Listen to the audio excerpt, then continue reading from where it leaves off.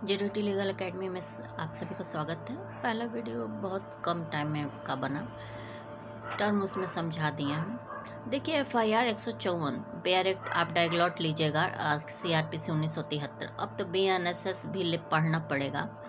ये हम दोनों इसलिए समझा रहे हैं कि आपको पूरी जानकारी होनी चाहिए कि पहले में क्या था और क्यों संशोधन हुआ, ये गवर्नमेंट जाने।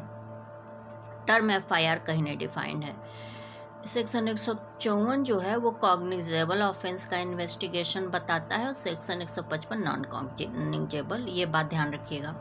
डायग्लॉट लीजिएगा, हिंदी इंग्लिश दोनों समझ में आसानी होगी जब बेयर एक्ट लीजिएगा तो।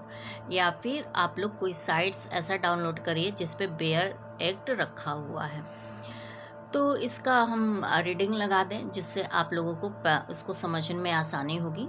उसके बाद सारे फैक्ट्स आपको बताएंगे।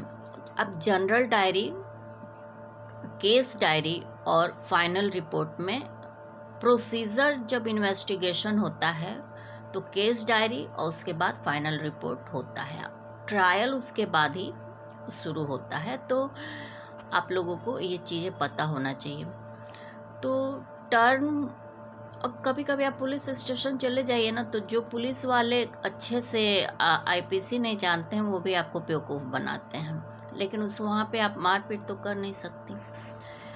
लॉ इज़ लॉ, केवल आपको लॉ ओबीडियंट है तो लॉ ही फॉलो करना है, क्योंकि करप्ट पुलिस ऑफिसर के सामने आपके पास कोई ऐसा कोई ऑप्शन ही नहीं बचता कि आप क्या करेंगे।